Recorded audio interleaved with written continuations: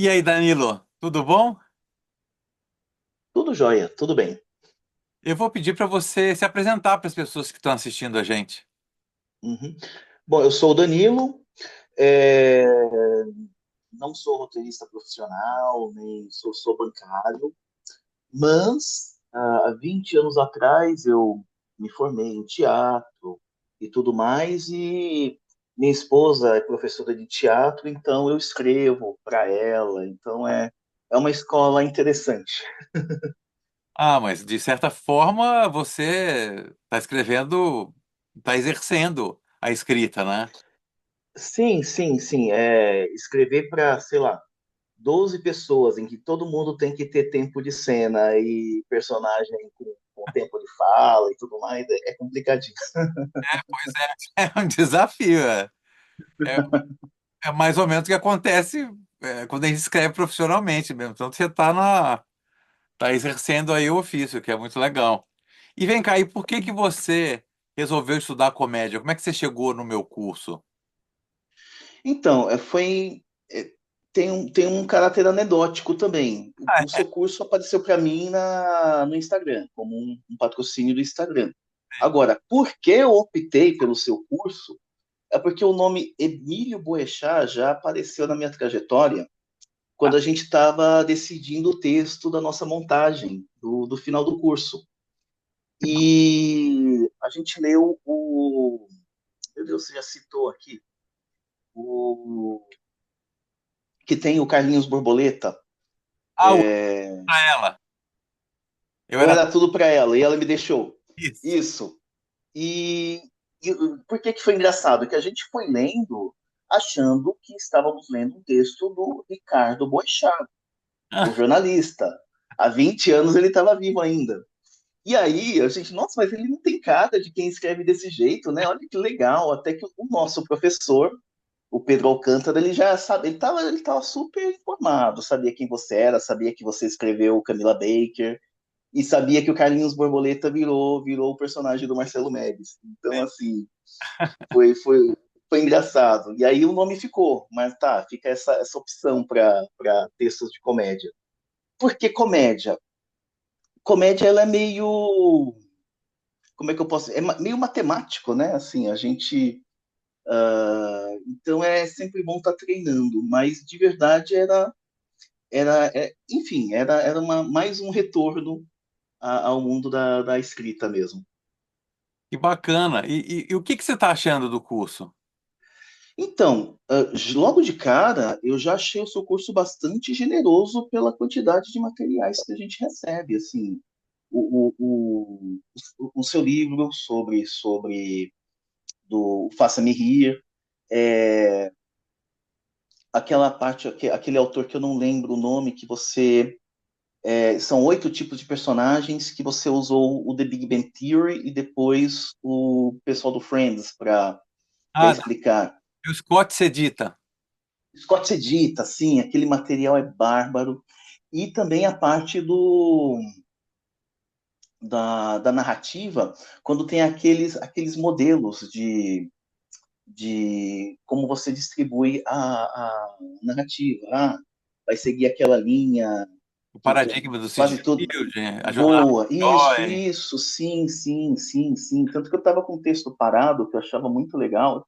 Ele foi encenado, né, pela turma da minha esposa, mas assim, sabe aquela coisa de, pô, isso aqui tá legal, isso aqui deu certo, mas tem uma coisa que eu não gosto nele. E quando teve aquele esquema que divide o texto em 4 pedaços, em que o meio quase deu certo, depois dá muito errado, depois sobe, é aqui. Achei. Poxa, Aí já tá, enchi as paredes de post-it naquele dia, fiquei feliz. legal. É, assim, é, eu continuo estudando roteiro, né? E Uhum, tem uns teóricos de roteiro que falam muito mal que eles chamam de beat sheet, né? Que é uhum, essa, esse esquema, né? Que você divide a história particiona a história, né? Mas assim, sim. eu acho que não é que você vai conseguir. escrever uma história só a partir disso. Mas, por exemplo, no seu caso, no caso da sua história, e eu já usei isso também da mesma forma, ajuda muito a gente quando a história está pronta, depois que você escreveu, você analisar assim, por que que esse pedaço aqui eu não estou gostando? Te dá uns Uhum. insights, né? Pô, de repente é porque é o meio do roteiro e aqui devia ter um evento que mudasse o rumo da história, né? Então a história está muito Sim. linear. Enfim, eu acho que ajuda muito na análise, né? É que assim, esses Uhum. livros, todos eles querem ser o livro definitivo. Então eles falam Sim. uns dos outros sem citar nomes, né? E eu estou fazendo, até vou lançar um curso novo, que é Aham. para formar mesmo roteiristas, né? Uhum. Não só formar, mas pô, mostrar como é que você vende o teu projeto, né? Como é que você se vende no mercado, porque só ter a história escrita não adianta, né? Você pode ficar com uma É, gaveta, né? Você precisa saber, bom, agora o que é que eu faço com essa história, né? Quais são os caminhos que eu devo trilhar, para quem eu posso mostrar, né? E aí o que eu estou isso é fazendo? bem legal. Eu estou fazendo um apanhado de todos esses livros, pegando o que eu acho que é legal e, e fazendo um novo modelo, né? Que tem todos esses modelos que eu já mostrei lá no nosso curso de comédia, né? E tem alguns outros que eu vou incorporar, mas é isso, eu vou pegar o que eu acho mais legal de cada livro, porque é, são muitos livros e, no fundo, nenhum livro te ensina a escrever, né? Escrever é Não, prática. sim, sim, é prático e as histórias vem da nossa vivência, né, do que a gente viu, então já estão aqui, é como se fosse um molde para a gente encaixar e ver se ficou bom, né? Gosto, gosto, gosto também. E você tem a intenção, Danilo, de se transformar num roteirista ou transformar num roteirista especificamente de comédia? Como é que é isso para você? Nossa, seria muito legal. É um caminho longo, não é do dia para a noite, mas havendo oportunidade, ou melhor, havendo frestas, né, que a gente possa adentrar, seria muito legal. Seria muito legal. Eu readequaria os meus horários, seria bem interessante. Saber em que portas a gente bate, né? Sim. Aonde é que manda? Antigamente a gente mandava os currículos, hoje a gente sei lá, manda os roteiros, e nem vai o roteiro pronto, né? O roteiro não vai pronto, vai uma parte, vai uma bíblia. É interessante saber essas coisas. Hoje em dia tem várias maneiras, né? Tem muita gente que pede que você mande só uma sinopse de 5 linhas, que é algumas que Uhum. pode ser chamada de logline, né? Enfim, roteiro Sim. é um monte de jargões que o povo adora, mas enfim, é um resumo em poucas linhas da história. Porque a pessoa vai ler e vai falar assim, a produtora ou o canal, né? Se você quiser mandar para um Netflix, para uma Amazon, enfim. É, esses canais, normalmente, eles têm lá um, um, um link e aí eles já te pedem tudo que eles querem, né? Personagem, enfim, eles têm lá um padrão. Cada um tem um padrão, não seguem todos o mesmo padrão, né? Mas aí já vão te pedir Uhum. uma coisa mais complexa. Mas normalmente é assim, você manda a ideia. Se a ideia convencer, aí a pessoa, bom, eu quero ver mais. Aí você vai mandar talvez o que você falou, né? Que a gente chama de Bíblia, que tem esse resumo curtinho, aí tem uma sinopse maior, se for uma série, a sinopse da temporada da série. Às vezes eles pedem 3 linhas de cada episódio, né? São 8 episódios, você vai escrever 2, 3 linhas explicando o plot principal, porque é impossível você, em 3 linhas, explicar muita coisa, né?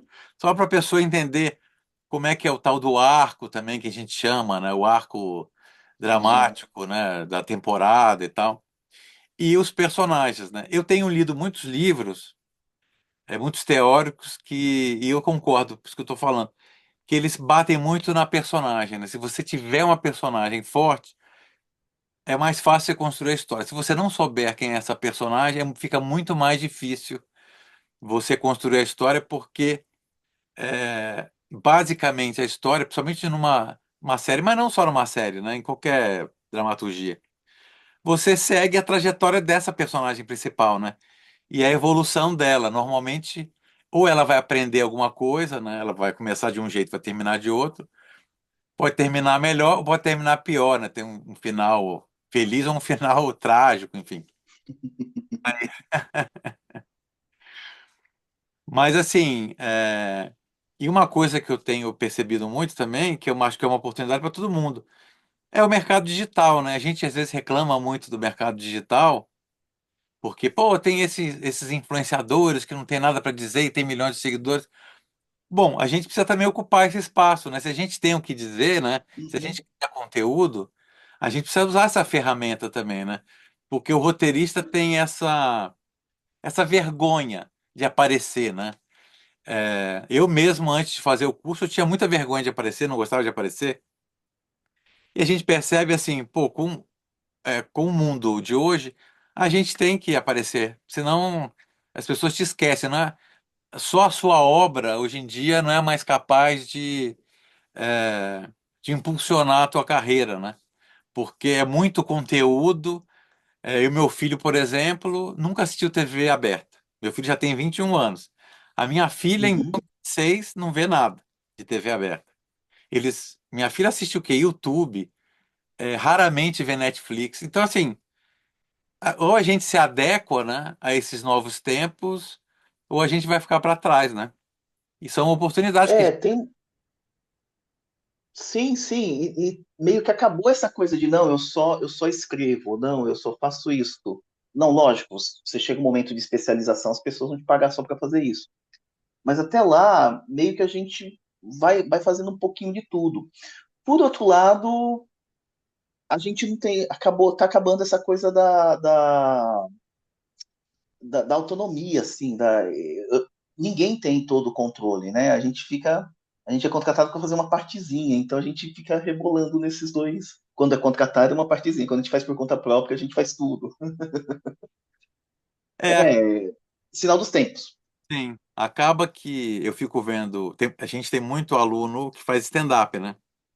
Uhum, Eles acabam sendo os donos do conteúdo, porque eles fazem absolutamente tudo, né? Desde criar a piada e desde entrar lá no palco, fazer o show, gravar, postar nas redes sociais. Então você realmente tem controle, né?